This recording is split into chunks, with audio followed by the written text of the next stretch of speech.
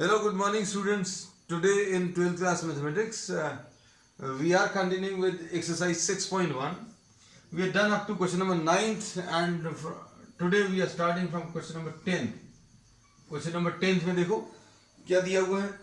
A ladder 5 meters long is leaning against a wall. एक ladder दिया हुआ है which is leaning against a wall, ऐसा कुछ. एक सीढ़ी लगी है and the length of the ladder is 5 meters, ये दिया है. ठीक है. फिर उसके बाद the bottom of the ladder is pulled along the ground. अब इसके बाद इन्होंने जो है इसका जो फुट है वो खींचना शुरू कर दिया है ना. तो क्या होगा, कुछ देर बाद ऐसा कुछ डायग्राम आ जाएगा है ना. If the foot of the ladder is pulled away on the ground, तो क्या होगा, ये हाइट भी कम होती जाएगी. अगर इसको दूर ले जा रहे हैं तो ये कम होगा है ना. तो आप इसको x मान लीजिए, इसको y मान लीजिए. x अगर इंक्रीज हो रहा है, x अगर इंक्रीज हो रहा है तो y की वैल्यू डिक्रीज होगी है ना. अब इसके बाद क्या दिया है, dx by dt दिया है प्रॉब्लम में. The foot of the ladder is pulled away. जब आप इसको ले जा रहे हो, दूर ले जा रहे हो, तो मतलब x बढ़ रहा है ना. और x कितना बढ़ रहा है, dx by dt, ये दिया हुआ है प्रॉब्लम में with respect to time 2 centimetre per second. मतलब हर एक सेकेंड में x जो है चेंज हो रहा है. कितना चेंज हो रहा है, 2 सेंटीमीटर. अब इसके बाद how fast is the height changing. Height कितना चेंज हो रहा है वो आपको बताना है ना. तो अब इसमें एक कंडीशन दी हुई है, when the foot of the ladder, x की एक पर्टिकुलर वैल्यू, x की वैल्यू 4 दी हुई है. अब इसमें अभी हम लोग क्या बोल सकते हैं, x और y दोनों अगर चेंज हो रहे हैं तो दोनों के बीच में रिलेशन प्रॉब्लम में दिया है. क्योंकि ये राइट एंगल ट्राइंगल है, तो ये x square plus Y square की वैल्यू 5 स्क्वायर के बराबर आएगी. अब इसको क्या करें, इसको डिफरेंशिएट कर दूं तो ये आ जाएगा 2x dx by dt plus 2y dy by dt will be equal to d by dt of 25. अब क्या कह सकते हैं इसके बाद,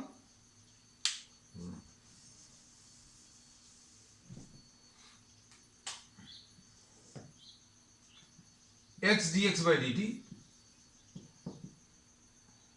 plus y dy by dt will be equal to 0, क्योंकि कांस्टेंट का डेरिवेटिव 0 आ जाएगा. अब बच्चों x की वैल्यू दी हुई है 4, तो y निकाल लेना. कैसे, इसमें सब्स्टिट्यूट करके कितना आ जाएगा, 4 square plus Y square is equal to 5 square है ना. ऐसा कुछ आएगा तो y की वैल्यू बच्चों 3 आ जाएगी. अब इसमें वैल्यूज रख दो. x की वैल्यू कितनी है, 4 है, dx by dt 2 है, is equal to y dy by dt. y कितना है बच्चों, y 3 है, dy by dt है ना. तो dy by dt कितना आ जाएगा, 8 डिवाइडेड बाय 3 सेंटीमीटर्स पर second. So this will be the answer. और ये माइनस है, सॉरी बच्चों, अभी हमने क्या देखा, x इज इक्वल, ये माइनस आएगा इधर बीच में. एक काम करते हैं, ये plus this is equal to 0 है तो ये आ जाएगा x dx by dt. हमने दोनों स्टेप्स एक ही में कंबाइन कर दिए थे, minus y dy by dt. जल्दी के कारण देखो टाइम थोड़ा लगी गया, फिर से लिख दे रहा है. x dx by dt, x कितना है बच्चों 4, dx by dt कितना है 2, y minus 6 minus 3 dy by dt. अब dy by dt minus 8/3 centimetre per second. अब इसके बाद क्वेश्चन नंबर नेक्स्ट 11th.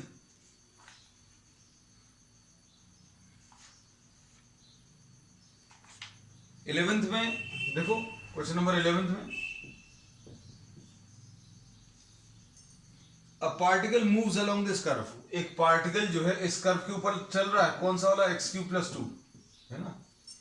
अब इसके बाद find the points on which the y coordinate is changing 8 times as fast as y coordinate change हो रहा है 8 times as fast as the x coordinate. Y coordinate is changing 8 times. Y जिस rate से change हो रहा है वो कितना है? x का जो rate of change of x with respect to time उसका 8 टाइम्स रेट पर y चेंज हो रहा है. अब दोनों को अगर आप डिवाइड करोगे तो ये देखो क्या आएगा. आप थोड़ा सा इसको समझने की कोशिश करो. ये चीज क्या है? ये एक्चुअल में dy by dx है पैरामेट्रिक फॉर्म में. तो dy by dt upon dx by dt क्या है? dy by dx. तो dy by dx एक्चुअल में 8 दिया है. अब इसको अभी हम लोग इधर रखेंगे. कैसे? डिफरेंशिएट करो. 6 dy by dx 6 dy by dx is equal to 3x square. x cube का डेरिवेटिव प्लस 0 है ना. अब वैल्यूज रख लो. इसमें वैल्यूज रखने पर कितना आएगा बच्चों बताओ. हम यहां पर लिख दे रहे हैं इसको. 6 into D Y by D X कितना है? 8 is equal to 3x square plus 0. अब इससे आपको x स्क्वायर की वैल्यू मिल जाएगी है ना. x स्क्वायर की वैल्यू कितनी आ जाएगी?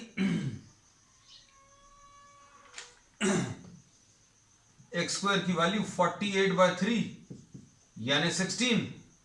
तो x की वैल्यू कितनी आ जाएगी? Plus minus 4. अब क्या करें? x की वैल्यू प्लस 4 रख लो.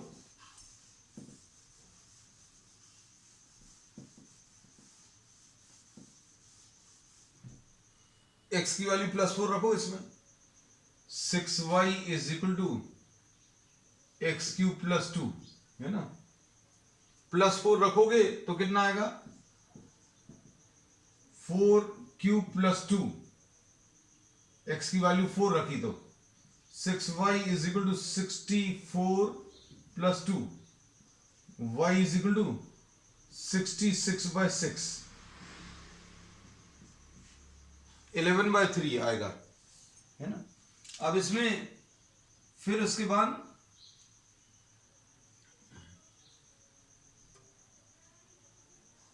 नेक्स्ट इसमें सॉरी 11/3 क्यों कर? This is 11. I am sorry. 66/6 will be 11. Next इसके बाद x की वैल्यू -4 अगर रखें. -4 अगर आप रखोगे तो 6y की वैल्यू x क्यूब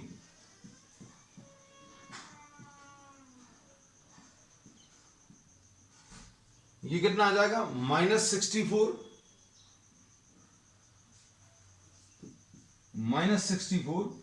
प्लस 2 यानी y will be equal to -62 divided by 6. तो दो वैल्यूज आ गई बच्चों. देखो कौन सी वैल्यू आ गई? एक तो x की वैल्यू 4 और y की वैल्यू 11 और दूसरी वैल्यू क्या आ गई? x की वैल्यू -4 एंड y की value -62/6. So these are the two values. ठीक है. नेक्स्ट इसके बाद इसमें इन्होंने यही पॉइंट निकालने को बोला था. प्रॉब्लम पढ़कर देखो अच्छे से. इसमें इन्होंने बोला है फाइंड आउट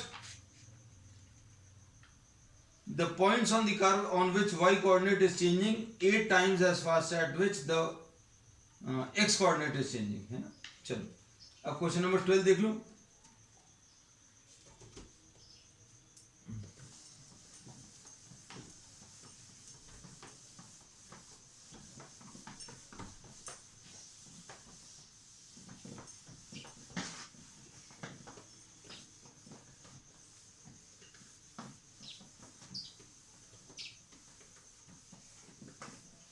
क्वेश्चन नंबर 12 में the radius of an air bubble is increasing at the rate. Question number 12 में the radius of an air bubble is increasing at the rate of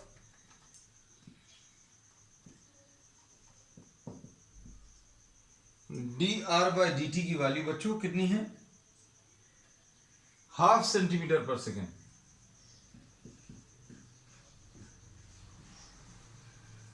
half centimetre per second ये दिया है।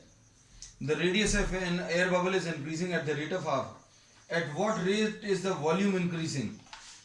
अब इसमें problem में क्या निकालना है? Find the rate at which volume is increasing, मतलब dv/dt निकालना है बच्चों, है ना? तो बहुत सिंपल है ये तो, हमें लगा था कुछ अलग है। वॉल्यूम कितना होता है? 4/3 पाई आर क्यूब होता है ना? अब dv/dt कैसे मिलेगा? इसका डेरिवेटिव लेकर, तो डेरिवेटिव कितना आ जाएगा? The derivative of this will be 3r² into dr/dt। R cube का जो डेरिवेटिव आ जाएगा 3r² आएगा, ये कैंसिल होगा बच्चों, है ना? तो कितना आ जाएगा ये 4πr² dr/dt, है ना? तो dv/dt का वो रिलेशन लिख लो, 4πr² dr/dt, है ना? अब देखो इसमें वैल्यूज क्या क्या दी हुई हैं। ये तो 4 दिया है, ये तो पाई है, आर की वैल्यू की दी होनी चाहिए। आर की वैल्यू 1 है, और dr/dt बच्चों कितना है? 1/2, है ना? तो ये कितना आ जाएगा? 2 pi. So dv/dt will be 2 pi centimetre square per second, है ना? Centimetre cube per second. ठीक, चलो नेक्स्ट इसके बाद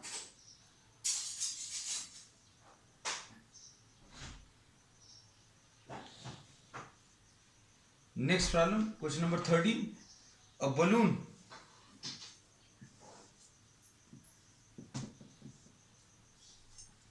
which always remains spherical has a variable diameter। Diameter दिया है बच्चों 3/2 इंटू 2x + 1।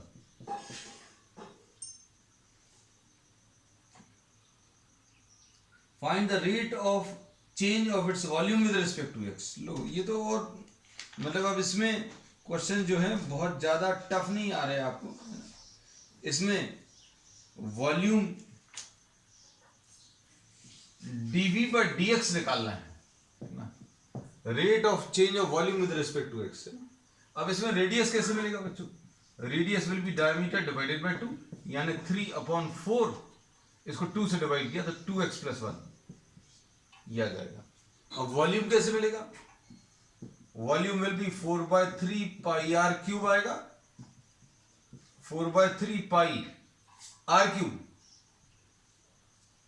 आर क्यूब देख लो क्या आएगा, अगर आप इसको सिंप्लीफाई करो तो ये 3³/4³ है ना, इंटू 2x + 1 का होल क्यूब, ये वॉल्यूम आ जाएगा। इसमें 1 4 तो कैंसिल होगा, तो कितना बचेगा? एक 3 भी कैंसिल होगा, तो ये बचेगा आपका कितना? 9π/16 इंटू 2x + 1 का होल क्यूब। ये तो वॉल्यूम आ गया। अब वॉल्यूम आने के बाद फिर अगला काम क्या करते हैं अभी हम लोग? dv/dx निकालना है।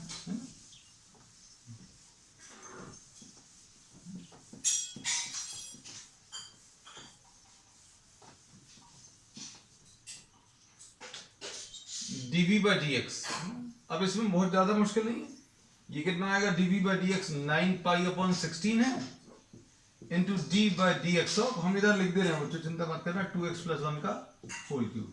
लो देखो, कांस्टेंट टर्म को बाहर ले लिया तो ये आ जाएगा 9π/16, इसका डेरिवेटिव कितना आ जाएगा? 3 इंटू 2x + 1 का होल स्क्वायर। फिर x के साथ जो नंबर है उससे मल्टीप्लाई भी कर लो, ये मल्टीप्लाई हो गया, तो अब ये 2 8s are, so this becomes what?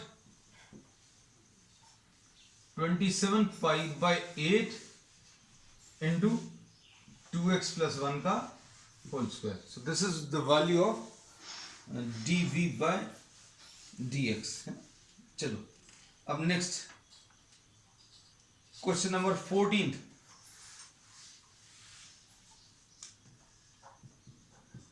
Question number 14 देखो।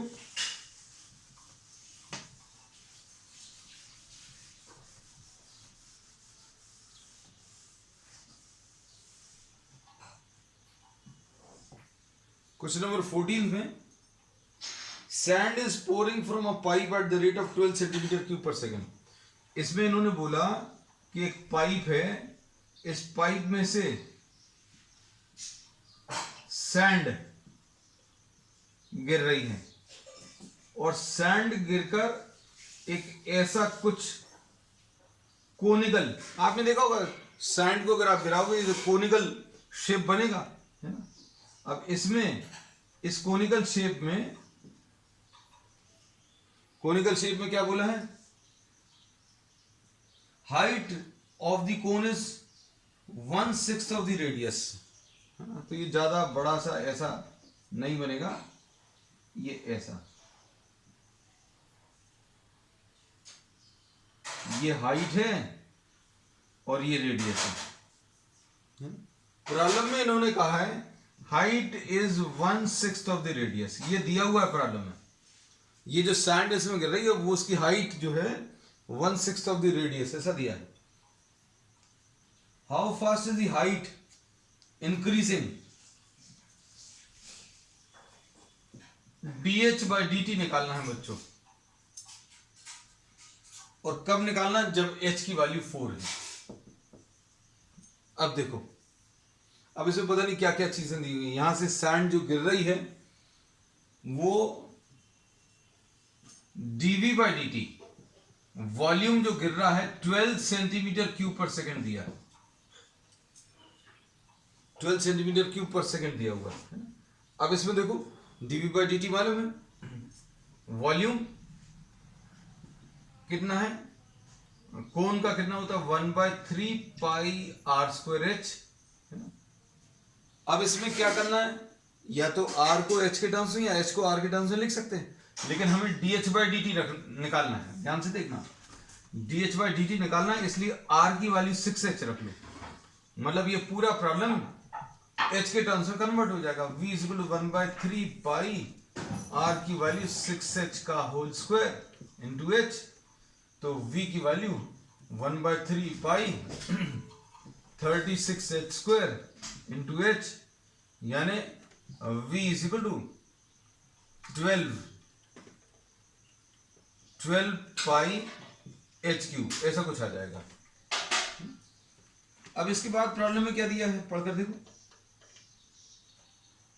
वॉल्यूम की वैल्यू 12 पाई h क्यूब आने के बाद अब इसमें इन्होंने बोला है to find out dh by dt, है ना।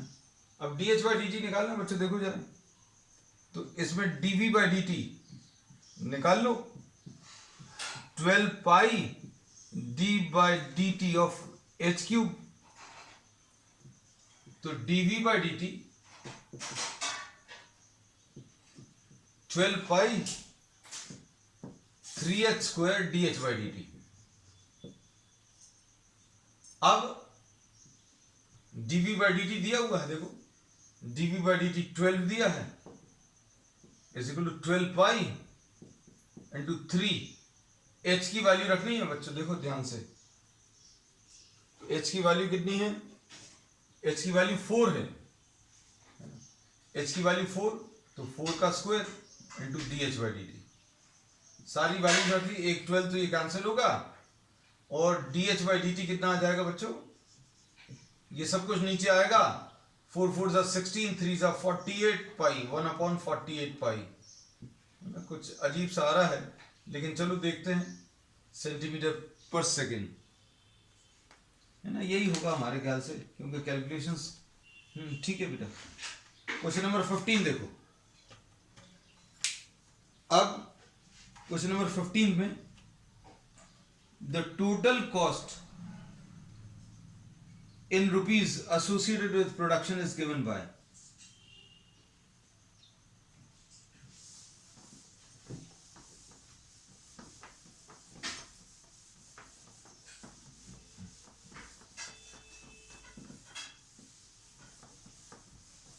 ये 2-3 क्वेश्चन जो हैं इन्होंने कॉमर्स वालों के हिसाब से रखे हुए हैं, लेकिन हाँ you should be having a knowledge. देखो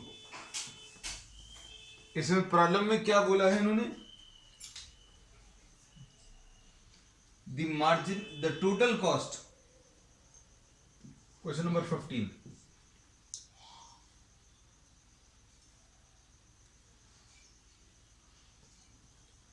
CX की वैल्यू दी हुई है कितना, 0.007 x क्यूब है ना, डरना नहीं बस किसी चीज को देखकर, -0.003 x स्क्वायर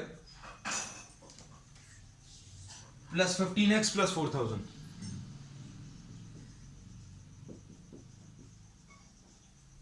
ठीक। अब x is the total cost in rupees associated with production of x units. X is number of units produced, है ना। अब इसमें एक बिल्कुल ऐसा ही क्वेश्चन नंबर 16 दिया हुआ है, हम दोनों एक साथ कॉपी कर लेते हैं। क्वेश्चन नंबर 16, इसमें क्या दिया है, द टोटल रेवेन्यू। अब भाई आपने कोई चीज बनाई तो उसको बेचना पड़ेगा, तो रेवेन्यू जनरेटेड, उसमें वो x यूनिट्स को आपने बेचा, तो बेचने पर रेवेन्यू जो जनरेट हुआ वो 13x स्क्वायर और प्लस 26x और प्लस 15, दोनों में मार्जिनल कुछ निकालना है, इसमें मार्जिनल कॉस्ट निकालना है ना, और इसमें क्या निकालना है, मार्जिनल रेवेन्यू निकालना है। चूंकि ये कॉस्ट ऑफ प्रोडक्शन है इसलिए मार्जिनल कॉस्ट, और ये उन एक्स यूनिट्स को आप बेच रहे हो तो मार्जिनल रेवेन्यू, आप कुछ चीजों को बेचोगे तो रेवेन्यू जनरेट करोगे, है ना। अब इसमें दोनों में एक चीज याद रखना, बहुत सिंपल सा कॉन्सेप्ट है कि मार्जिनल कॉस्ट जो है rate of change of total cost, rate of change of, अभी हम इसको सिंपल लिख दे रहे हैं, rate of change of total cost with respect to the number of items produced, marginal cost. और marginal revenue will be the rate of change of total revenue with respect to the number of items which are sold. बस ये marginal cost और marginal revenue निकालना है problem में। अब इसमें पहले वाले में x की वैल्यू 17 दी है और दूसरे वाले में बच्चों x की वैल्यू 7 दी है, तो ज्यादा चिंता की बात नहीं है, क्वेश्चन बहुत सिंपल है, बस dc बाय dx और dr बाय dx रखकर सॉल्व करना है ना। तो dc बाय dx कितना आ जाएगा बच्चों, dc बाय dx ये आ जाएगा 0.007 इंटू 3x स्क्वायर प्लस का को माइनस है, minus 0.003 into 2x plus 15 plus 0। बस अब इसमें x की वैल्यू 17 रख लो, है ना। तो ये बच्चों कैलकुलेशंस बहुत बड़ा सा है, 3 इंटू एक्स की वैल्यू 17 है तो 17 का स्क्वायर माइनस 0.003 इंटू 2 इंटू 17 और प्लस बच्चों 15, ऐसा कुछ है। तो अब इसको सिंप्लीफाई करने पर ये तो देखो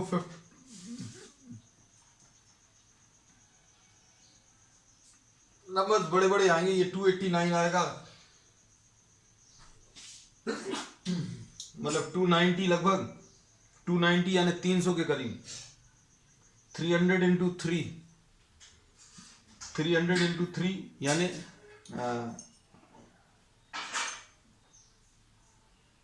900 यानी 1000 के करीब, मतलब 5 6 7 कुछ वैल्यू आएगी, ये 5 6 के करीब आएगी, और ये 15 है तो ये दोनों मिलाकर 20 आ जाएगा, और ये वाली वैल्यू कितनी आ जाएगी 34, तो ये तो 1 से छोटी आएगी, है ना। तो 20 के आसपास आंसर आना चाहिए, 1920, है ना। तो अभी हम वैल्यूज लिख दे रहे हैं, 20.9 है ना। तो अभी हमने चेक भी कर लिया रफली। अब इसके बाद यहां पर dr/dx, ये मार्जिनल कॉस्ट निकालने के लिए बस ये याद रखना कि टोटल कॉस्ट का derivative with respect to the number of items which are produced, and marginal revenue के लिए the derivative of total revenue with respect to the number of items sold. ये कितना आ जाएगा, 26x प्लस 26, इसमें x की value 7 रखनी है ना। तो इसमें x की वैल्यू अगर 7 रखेंगे तो 26 इंटू 7 प्लस 26, तो 6 7 42, ये तो निकाला जा सकता है, निकाला वो भी जा सकता है, कैलकुलेशन थोड़े बड़े, 7 6 42, 4 7 2 14, 14 and 4 18 प्लस 26, है ना। तो ये सॉल्व करने पर बच्चों ये 8 आ जाएगा, 8 और 2 10 आ जाएगा, 208, ये आंसर आ जाएगा, है ना। तो क्वेश्चन नंबर 15 और क्वेश्चन नंबर 16 हो गया।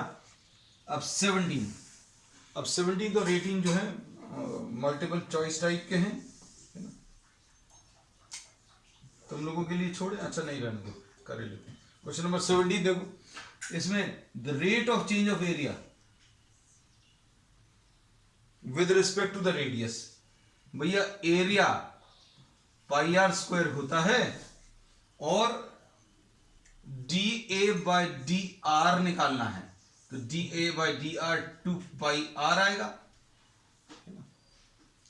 अब इसमें आर की वैल्यू 6 दी हुई है, आर की वैल्यू 6 रख लो, तो 2 पाई इंटू 6 यानी 12 पाई, 12 पाई लो, आंसर ही आ गया। तो बी पॉट इसका बी है इसका आंसर, है ना। अब इसके बाद क्वेश्चन नंबर 18 देख लो, द टोटल रेवेन्यू। अब फिर से वो आ गया रेवेन्यू वाला, है ना। हमें लग रहा था कि 2-3 हैं, फिर अभी हमें देखा 2 ही हैं। क्वेश्चन नंबर 18 देखो, द टोटल रेवेन्यू RX की value 3x square plus 36x, 3x square plus 36x plus 15, the marginal revenue when x is equal to 15, तो dr बाय dx कितना आ जाएगा, 6x प्लस 36 प्लस 0। अब इसमें x की value कितनी, 15, x की वैल्यू 15 रख लो, 6 इंटू 15 प्लस 36, है ना। ये 90 प्लस 36 यानी 126 आ गया, है ना। तो this is the answer, 126 is the d part, है ना। चलो, this finishes the exercise. We will continue with the remaining or the next exercise on the next one. That's all for today. Okay.